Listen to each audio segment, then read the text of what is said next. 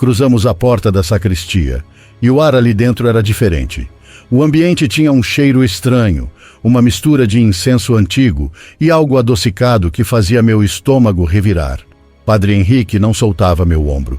Sua mão firme pressionava minha pele com uma força que parecia crescente a cada passo. Sentia que ele me guiava para algo que eu não queria enfrentar, mas suas palavras tinham um peso que me paralisava. Abelino seguia logo atrás com seus olhos profundos cravados em minhas costas. Senti uma estranha tensão no ar, mas não consegui recuar. O padre me fez sentar em uma cadeira de madeira gasta, rangente, e logo pediu a Abelino que pegasse a jarra no armário que continha um líquido de cor rubi, espesso e convidativo. Com movimentos calculados, ele tirou e, olhando para mim, sorriu, mas aquele sorriso parecia vazio, quase como se estivesse escondendo algo. "Beba, Pedro", disse Abelino. "Este suco vai revitalizá-lo e irá limpar sua alma, afastar suas dúvidas e renovar seu espírito." Pressionado, Pedro foi enchendo um copo de vidro com a bebida. Abelino falou entusiasmado. "Apenas um gole e sentirá suas forças renovadas."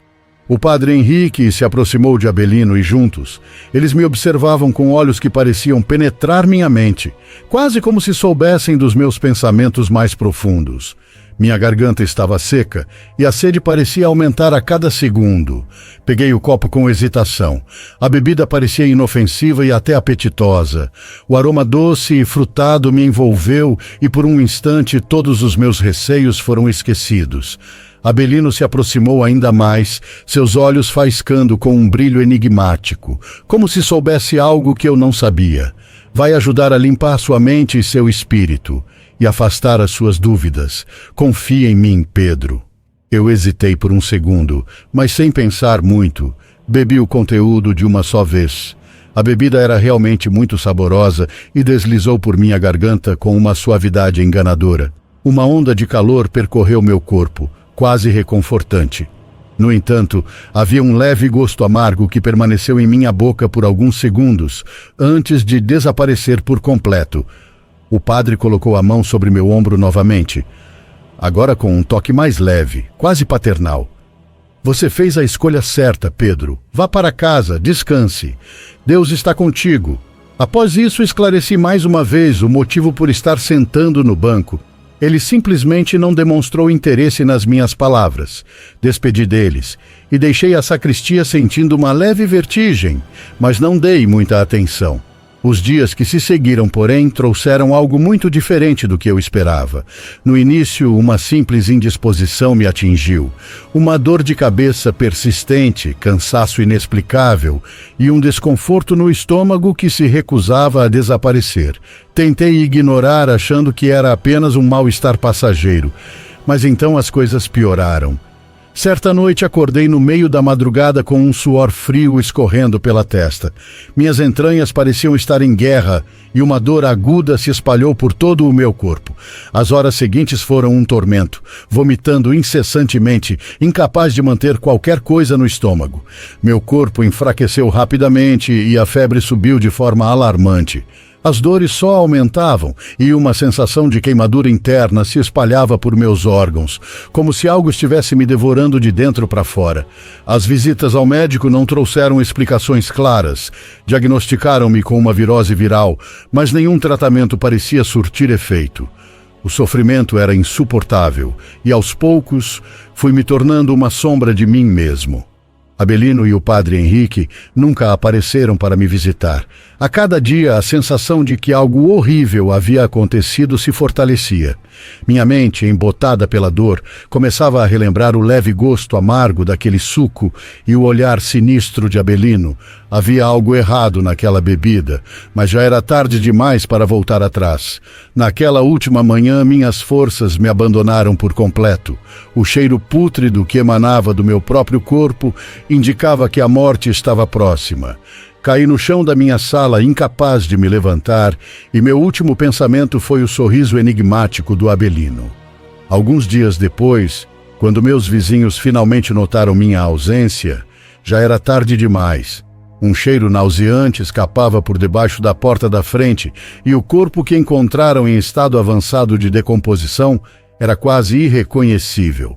O diagnóstico médico foi simples e direto: morte natural, talvez resultado de uma infecção severa não tratada a tempo. Ninguém suspeitou de nada, exceto alguns murmúrios de curiosidade entre os mais velhos da pequena cidade. Tudo parecia comum, até que eu, um velho amigo do Pedro, comecei a juntar as peças. Eu me chamo Eduardo e era um dos poucos confidentes de Pedro. Ele confiou em mim alguns de seus medos antes de tudo acontecer, falou sobre suas desconfianças com o padre Henrique e o padre Roberto e o estranho comportamento de Abelino. Quando Pedro começou a se sentir mal, ele tentou me procurar, mas eu sempre viajava a trabalho e depois disso nunca mais consegui contato. Algo estava errado. Foi só depois de sua morte que, por acaso, encontrei anotações que Pedro mantinha em um velho diário. Ele escrevia sobre os encontros com o padre Henrique, as conversas na sacristia e, o mais estranho de tudo, sobre uma bebida especial que lhe fora oferecida. Pedro parecia estar desconfiado, mas ao mesmo tempo sentia-se enredado em uma teia de confiança forçada. A partir das anotações de Pedro, comecei a investigar por conta própria. Conversei com alguns paroquianos. Tentei questionar Abelino, mas o velho era evasivo, sempre se esquivando das perguntas com sorrisos vagos. Quanto ao padre Henrique, ele parecia intocável, uma figura carismática que todos respeitavam e, em alguns casos, temiam. Com o tempo, fui coletando mais e mais detalhes, pequenas pistas que revelavam um plano sinistro. Pedro não morrera de causas naturais. Sua morte foi cuidadosamente arquitetada.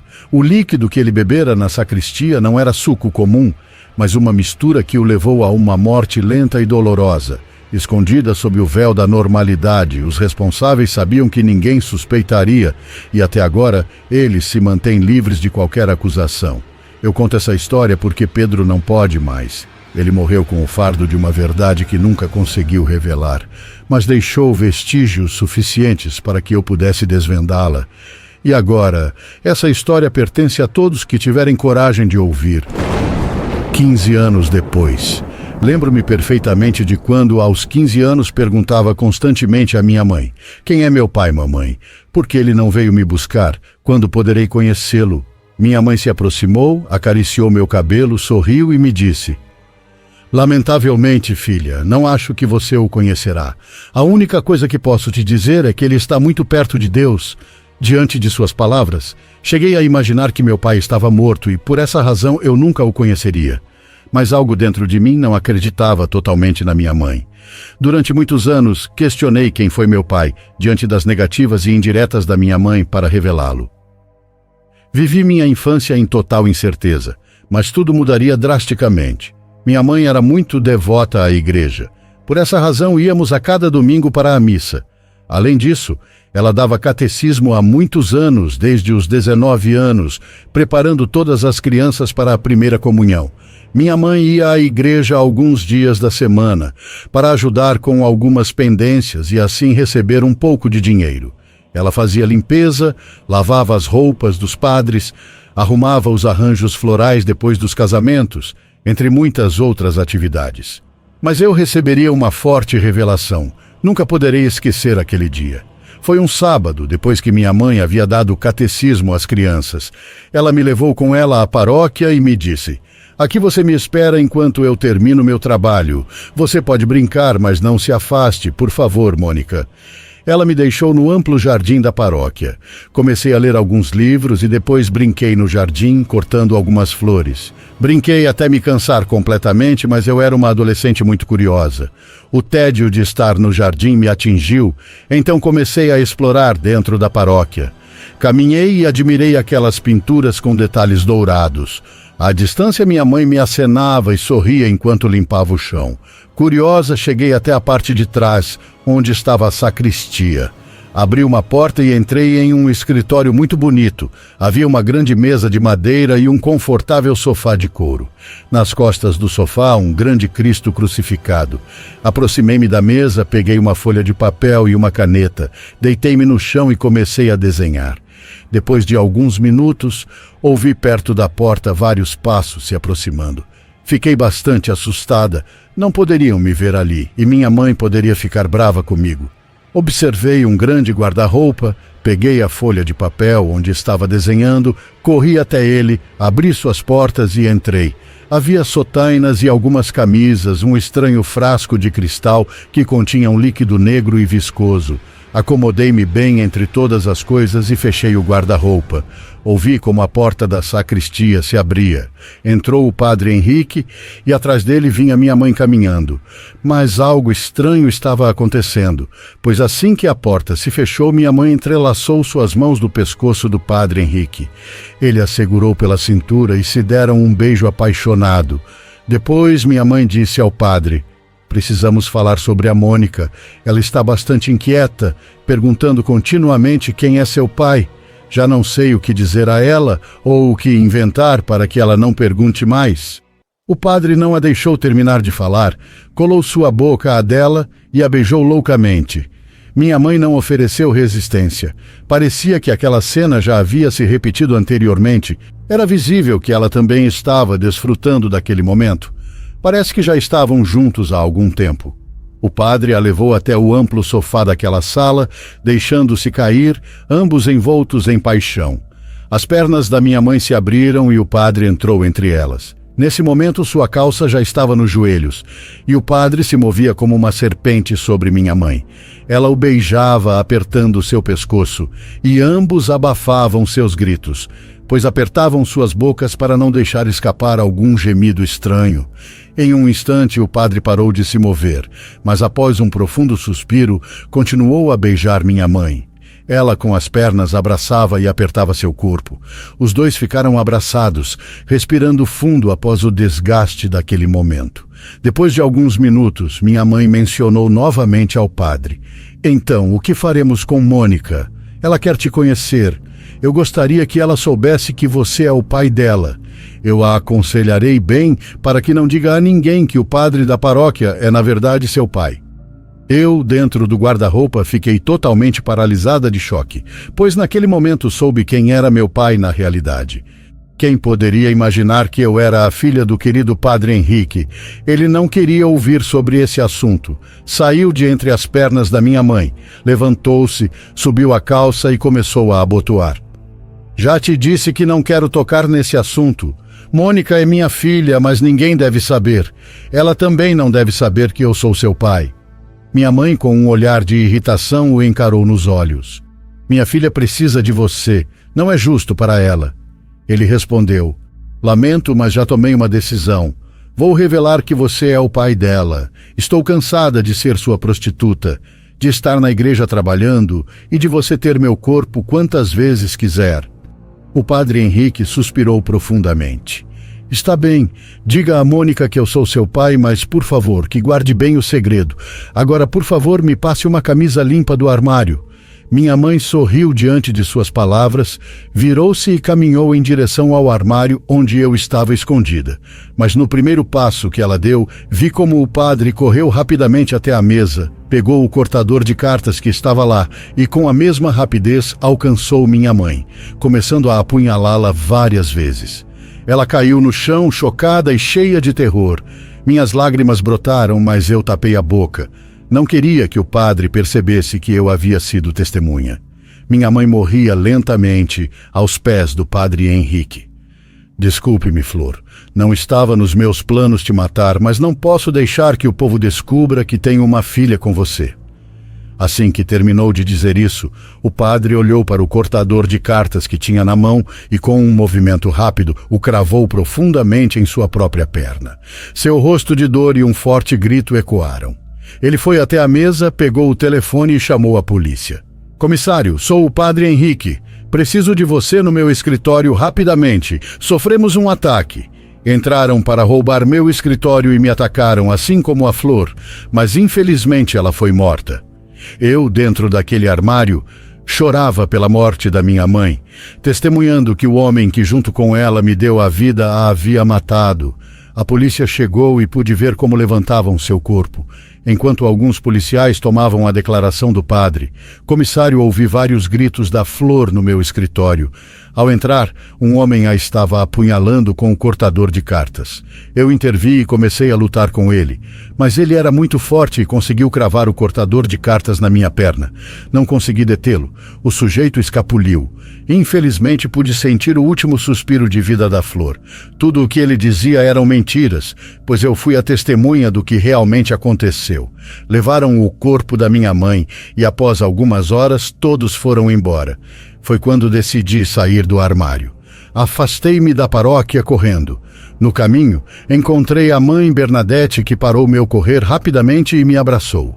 Naquele momento, todo o povo já sabia que minha mãe estava morta. Ai, minha menina, você ficou sozinha, mas não se preocupe, estou aqui para te ajudar. Você vai viver comigo no convento. Já verá como juntas, com a ajuda das freiras, conseguiremos seguir em frente. Eu não tinha outra opção, pois não tinha família a quem recorrer. Toda a família da minha mãe estava nos Estados Unidos.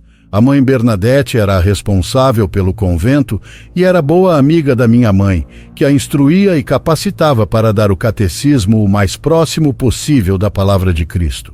Era uma mulher muito reta e de um caráter bastante forte. Ao chegar ao convento, entramos no seu escritório.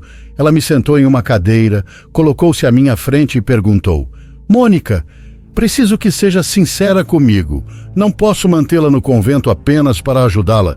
Quero que me diga se você sabe quem é seu pai ou se tem algum familiar na cidade." Eu tive que mentir. Não sei quem é meu pai, juro. Não tenho família na cidade, não tenho para onde ir. Então nem se fala mais, Mônica. Você ficará no convento. Sua mãe abriu as pernas muito jovem. Estou certa de que ela nem sequer soube quem a engravidou. Por enquanto, seja bem-vinda à sua nova vida no convento. Pude perceber que a Madre Bernadette não sabia que meu pai era o Padre Henrique. Tudo indicava que esse segredo só era conhecido por minha mãe, pelo padre e agora por mim. Desde a primeira semana no convento, coisas estranhas começaram a acontecer. O dormitório era comunitário, onde todas as freiras, inclusive eu, dormiam. Uma noite, quando todas as freiras estavam prontas para dormir, a Madre Bernadette entrou. Ela vinha acompanhada do velho Abelino, que era o assistente dos padres. Ele nos fez um pedido. "Freirinhas, o Padre Henrique quer que descansem muito bem. Tomem um copo d'água e esta pílula, ela ajudará vocês a dormir melhor." Nesse momento, a Madre Bernadette levantou a voz. "Irmã Daniele, Irmã Rebeca e Irmã Natália, acompanhem-me, por favor." As 3 freiras saíram do dormitório acompanhando a Madre Bernadette. Todas as outras freiras pegaram um copo d'água e se aproximaram do velho Abelino, que entregou a estranha pílula. O velho me deu a pílula, mas ao colocá-la na boca eu não a engoli. Retive-a entre meus dentes e apenas dei um gole na água, fingindo ter tomado.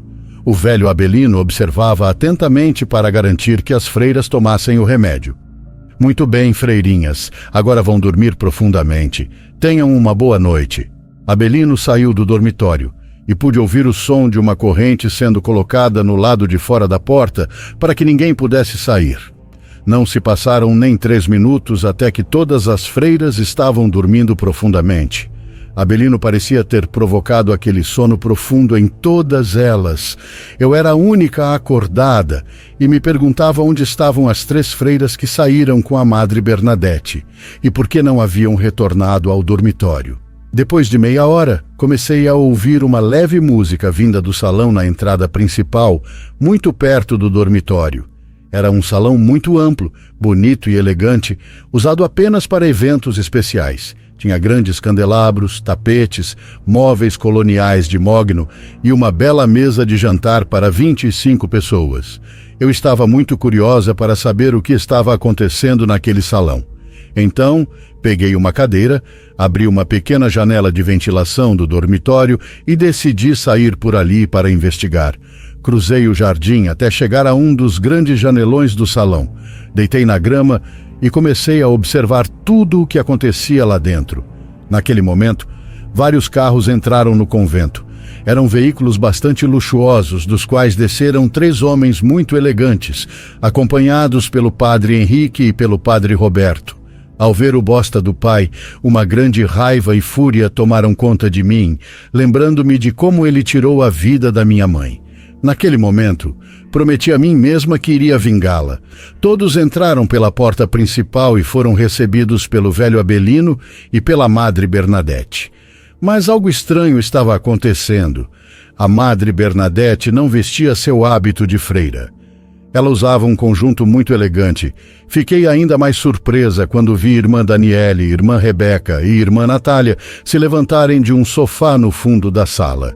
Elas também não vestiam seus hábitos de freira. Agora usavam vestidos curtos, sapato de salto alto e perucas bem penteadas, com bastante maquiagem no rosto.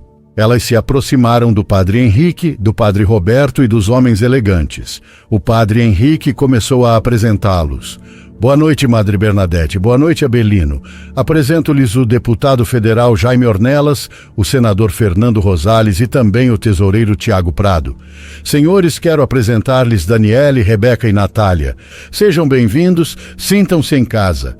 Um desses homens importantes tomou a palavra. Padre Henrique, Padre Roberto, quero expressar nossa gratidão por uma recepção tão amável. E estamos muito felizes em compartilhar a mesa com vocês esta noite. Muito obrigado.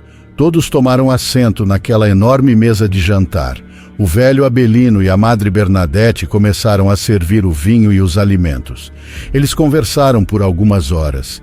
Depois de estarem exaustos de tanto beber, aqueles 3 homens importantes começaram a dançar com as freiras. Seus movimentos eram sugestivos e elas também os seduziam. Tudo começou a esquentar. De repente, todos eles estavam se beijando de maneira ardente. Todos dançavam, riam e continuavam bebendo álcool sem parar. Eu não conseguia entender como a Madre Bernadette e aquelas 3 freiras estavam traindo a palavra de Cristo. Em um dado momento, irmã Daniele, irmã Rebeca e irmã Natália perderam o equilíbrio por causa do álcool e saíram abraçadas e de mãos dadas com aqueles homens. Todos se dirigiram ao jardim. Atravessaram-no até chegar a uns quartos. A Madre Bernadette os acompanhou o tempo todo. Ao chegar às salas, ela tirou uma chave e começou a abrir 3 delas. Ela mesma cuidou para que todos entrassem e fechou as portas. Voltou ao salão de jantar, onde estavam o padre Henrique, o padre Roberto e o velho Abelino, que continuavam bebendo e conversando. Passou-se pouco mais de 1 hora até que aqueles homens saíram dos quartos, se despediram de todos, pegaram seus carros e foram embora. Aquela situação que presenciei naquela noite me deixou bastante inquieta, mas eu não tinha escolha, não tinha para onde ir. Os anos começaram a passar. Passaram-se exatamente 3 anos. Cresci sob a rígida educação da Madre Bernadette, cursei a escola e recebi os ensinamentos da Palavra de Cristo. Cheguei à maioridade e aspirei a me tornar uma freira. Durante esses 3 anos, pude presenciar várias festas depravadas. Sempre tive a dúvida sobre o que se negociava nelas, pois dias após cada festa, chegavam ao convento caminhões com móveis novos, novas imagens impecáveis de santos, louças belíssimas e até carros de luxo, que eram conduzidos pelo padre Henrique e pelo padre Roberto. Durante esses anos foram várias as freiras que participaram dessas festas, sempre as mais jovens e belas, com a melhor aparência e um rosto angelical. Naquele tempo conhecia todas elas. Ainda as lembro com carinho, pois estranhamente, depois de 2 anos servindo nessas festas, as freiras simplesmente desapareciam. Ao perguntar à Madre Bernadette sobre elas, ela sempre respondia o mesmo. Foram transferidas para outros conventos. Elas estão exercendo e pregando a palavra de Cristo em alguns estados. Antes que algumas das freiras desaparecessem, tentei conversar com algumas delas. Perguntava sobre aquelas festas e o que acontecia nelas, mas as respostas eram muito suspeitas. Rebeca, me diga uma coisa, o que acontece nessas festas? Quem são todos esses homens importantes? Rebeca era uma das freiras mais bonitas do convento. Ela havia acabado de completar 2 anos frequentando incessantemente aquelas festas depravadas. Vou te confessar algo, Mônica. Quando a Madre Bernadette nos chama, sempre vem o velho Abelino. Ele nos dá um líquido um pouco amargo para beber. A partir desse momento, começo a perder a consciência. Ele nos coloca de joelhos diante da imagem de um homem com chifres que tem cara de bode. Só tenho pequenos flashes em minha mente dessas festas, breves momentos de lembranças. Me vejo com sapatos de salto alto e vestidos muito curtos. Vejo-me dançando com homens importantes e sinto uma grande excitação quando eles tocam minha pele, mas são apenas alguns segundos. Não consigo lembrar-se de mais nada. Sempre desperto nos quartos que ficam do outro lado do jardim. Sinto uma ressaca terrível e sempre acordo com meu hábito de freira, nunca com aqueles vestidos tão curtos com os quais me vejo dançando. É tudo muito estranho, irmã Mônica, mas sabe de uma coisa? Eu gosto quando os homens tocam minha pele, gosto muito de me sentir amada, adoro sentir todas essas sensações, mesmo que não me lembre delas por completo. Aquela foi a última vez que falei com a irmã Rebeca, porque 2 semanas depois ela desapareceu. Assim como ela se foi, outras garotas chegaram, todas potenciais candidatas a se tornarem novas freiras. Infelizmente, uma tarde, enquanto eu estava regando o jardim, o padre Roberto não tirava os olhos de mim. Me olhava de cima a baixo. De longe ele chamou a Madre Bernadette. A madre se aproximou dele e com o dedo me apontou. De relance pude ver como a Madre Bernadette me olhou e acenou com a cabeça. Eu não sabia o que aqueles dois tramavam, mas me dei conta naquela mesma noite. A Madre Bernadette entrou no dormitório, acompanhada do velho Abelino, como já era costume. Ela levantou a voz, mas agora, para minha surpresa, me chamou. Irmã Lulu, irmã Andréia e irmã Mônica, acompanhem-me, por favor. Seguimos a madre enquanto o velho Abelino começou a dar às freiras aquelas pílulas que as faziam dormir.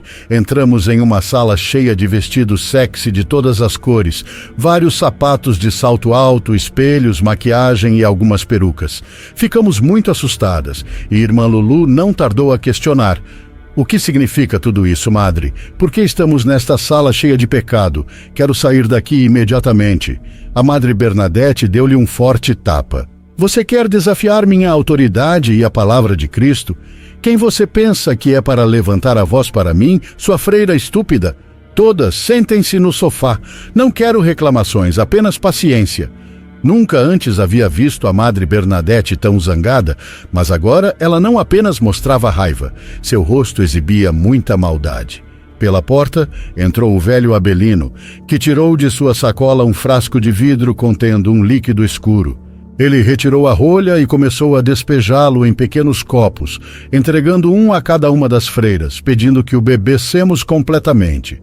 Não havia como evitar, pois Abelino observava atentamente cada gole que dávamos. O gosto era amargo e denso, com sabor de ervas que eu sentia na boca até terminar. Era verdade o que irmã Rebeca dizia, pois eu começava a perder minha consciência pouco a pouco. Todas nós começamos a fazer coisas que não faríamos se estivéssemos conscientes. Começamos a experimentar vestidos, saltos e perucas. Nos embelezamos ao máximo naquela noite. Estávamos deslumbrantes. A Madre Bernadette se aproximou de mim e começou a colocar cílios postiços. Lembro-me muito bem do que ela disse. Olha só, Mônica, como você está linda. Veja que figura atraente você tem. A beleza da sua mãe, claro, que descanse em paz. Ela também era muito bonita quando jovem, também tinha um corpo belo. Não foi por acaso que te trouxe ao convento. Sempre vi muito potencial em você. Nada é de graça nesta vida, Mônica. Chegou o momento de retribuir. A cada minuto que passava, eu perdia mais minha consciência, o controle do meu corpo. Comecei a reagir e a seguir todas as instruções da Madre Bernadette e do velho Abelino. De repente, Abelino nos pediu que nos ajoelhássemos, e a Madre Bernadette também se ajoelhou. Diante de nós havia uma pequena estante. O velho Abelino abriu suas portas. Com a pouca consciência que me restava, pude ver a figura de um demônio, um bode com corpo humano. Ó glorioso Bafomete, te oferecemos nesta noite como alimento a energia criadora destas mulheres. Devolva-a a nós em abundância em matéria e poder. Após suas palavras, nos levantamos e começamos a caminhar em direção ao salão principal, onde nos sentamos à mesa. Lá estavam alguns homens de terno, aparentemente pessoas importantes.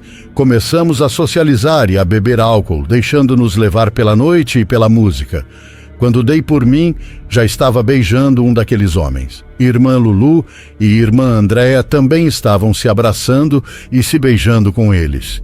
Minha mente se nublava por instantes. Quando voltei a ter consciência, aquele homem já estava em cima de mim. Estávamos na cama de um quarto do convento. Podia sentir como aquele homem me possuía. Ele mordia minha boca e, na verdade, eu gostava muito. Pude me ver em cima do corpo daquele homem. Estava sentada sobre ele, fazendo movimentos oscilatórios enquanto apertava meu cabelo com as mãos. Ele se movia constantemente, uma e outra vez, e eu sentia um imenso prazer, algo que nunca havia experimentado antes. Nesse instante, minha consciência se nublou novamente. Acordei pela manhã com uma ressaca terrível. Já não estava mais com os saltos ou aquele vestido tão curto, muito menos com a peruca. Meu rosto estava limpo da maquiagem que havia usado na noite anterior. Não sei como aconteceu, mas agora eu vestia o hábito de freira. Desde aquele dia, fui convocada várias noites para satisfazer o desejo daqueles homens nas festas. Evento após evento, eu terminava com eles em um quarto. Cada noite que passei nessas festas, enquanto estava sentada à mesa, observava por alguns momentos o padre Henrique. Eu não entendia como um homem que deve sua vida a Cristo poderia realizar esse tipo de atrocidades com as freiras. O pior de tudo era como ele permitia que sua própria filha fosse objeto do desejo de tantos cavalheiros. Mas mesmo sentado naquela mesa, ele nunca soube quem eu era. Meu rosto nunca lhe pareceu familiar, talvez pelos anos que haviam passado desde a morte de minha mãe, pelo desenvolvimento físico que eu havia tido, ou por toda a maquiagem, a peruca e os cílios postiços que eu usava todas aquelas noites. Mas isso era o melhor, que ele não soubesse de mim, porque cada vez eu estava mais perto dele, e isso me ajudaria a tomar minha vingança. Ele teria que pagar por todos os anos de rancor que eu guardei por causa da morte de minha mãe, e por tudo o que ele fez com aquelas freiras do convento.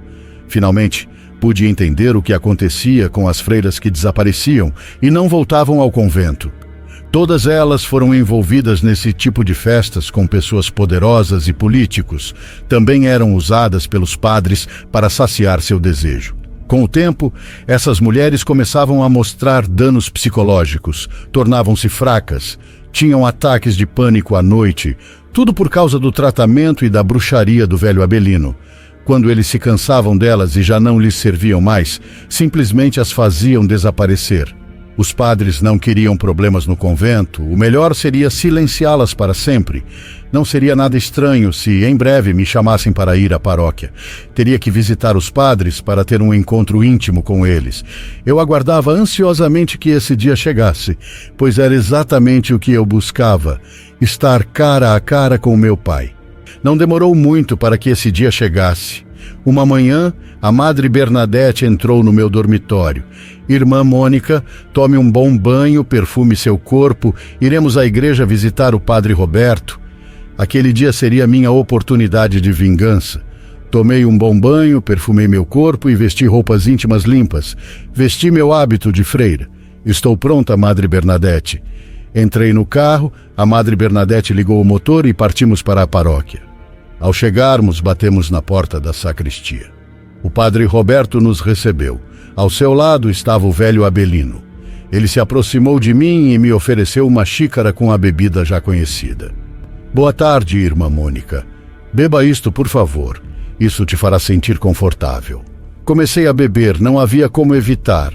Senti muito medo por estar ali novamente, naquele lugar onde minha mãe morreu. Pouco a pouco fui relaxando. Minha consciência começou a adormecer.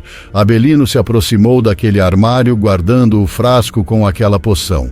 O mesmo armário onde eu me lembrava perfeitamente de ter me escondido e sido testemunha da morte da minha mãe. Senti um pouco de nostalgia, pois me lembrava muito bem de como o padre Henrique segurava o corpo da minha mãe, mas ao mesmo tempo tirava sua vida. Tudo indicava que agora eu estava na mesma posição. Eu entregaria meu corpo ao padre Roberto, eu faria o sacrifício. Tudo para estar perto do padre Henrique. Eu queria a vida dele. Passaram-se alguns minutos, Abelino se despediu sorrindo para o padre Roberto. Como gostaria de estar no seu lugar, padre. Olhe só para tudo o que vai comer. Ele abriu a porta e saiu. O padre Roberto sentou-se no sofá, tinha em suas mãos uma taça de uísque, da qual bebia em pequenos goles. Padre Roberto, desculpe o incômodo, mas estou com urgência de ir ao banheiro. Claro, Mônica, vá até o fundo. Entrei e fechei a porta do banheiro, comecei a cutucar minha garganta com o dedo, provocando um vômito abundante. Expulsei de meu corpo aquela poção que o velho Abelino havia me dado. Lavei a boca com um pouco de água e voltei ao padre Roberto. Ele me olhava com fome de me possuir. Aproxime-se, Mônica. Não tenha medo, não seja tímida. Suba em cima de mim. Subi em cima dele e comecei a beijá-lo. Eu estava com pressa, então comecei a tirar meu hábito de freira, deixando à mostra todos os meus atributos. Ele não conseguiu resistir. Começou a me beijar completamente, me empurrou para o lado e rapidamente começou a tirar sua roupa. Eu me deitei no sofá e ele se colocou entre minhas pernas, começou a me desfrutar. A cada minuto que passava, sentia seu hálito asqueroso em minha nuca, enquanto ele me possuía. Eu me lembrava de que ele também era culpado de todas as atrocidades que eram cometidas contra as freiras. Me perguntava quantas daquelas mulheres já haviam passado por sua cama. Uma raiva começou a me invadir. Eu sabia naquele momento que tinha a oportunidade de não deixá-lo sair com vida. Ele também precisava pagar.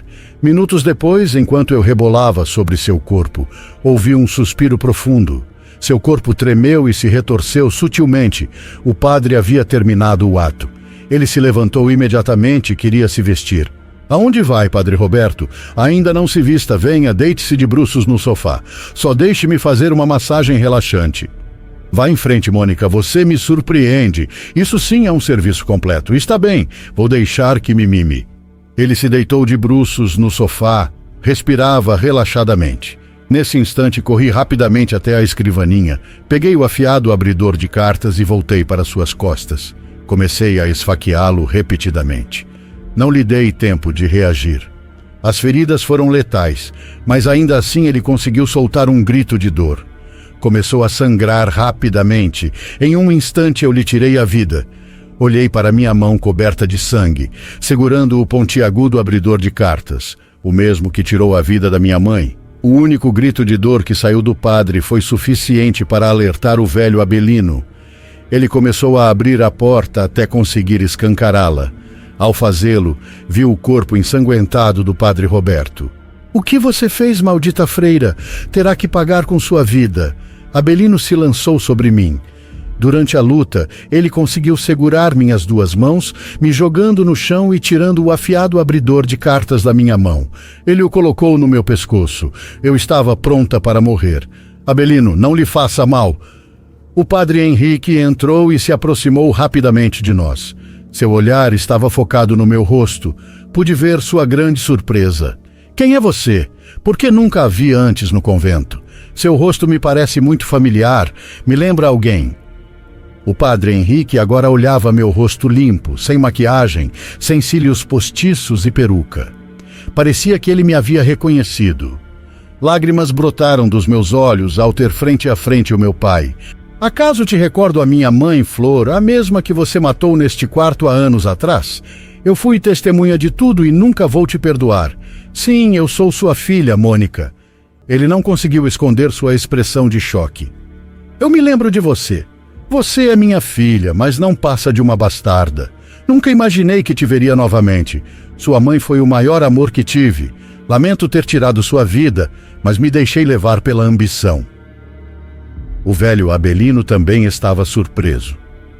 "Padre Henrique, se essa freira é sua filha, não se deixe levar pelos sentimentos. Ela deve morrer, afaste-se dela, Abelino. Hoje as coisas serão diferentes." O velho Abelino se afastou de mim e eu me levantei. "Diariamente penso em sua mãe. Sua lembrança está sempre presente. Não cometerei o mesmo erro tirando sua vida, mas você terá que deixar a cidade. Se voltar, eu mesmo acabarei com sua existência. Abelino, leve-a para longe deste lugar." O velho Abelino soltou minhas mãos e me levou até o porta-malas do carro. Aquele dia foi a última vez que vi o rosto do meu pai. Começamos a jornada. Abelino dirigiu por algumas horas até parar à beira da estrada, quando já havia caído a noite. Ele abriu o porta-malas, me tirou de lá e me deixou no meio do nada. Eu não concordo com o padre em te deixar viva, mas já sabe, freirinha, se voltar para a cidade, não vai sair viva para contar. Ele entrou no carro e foi embora.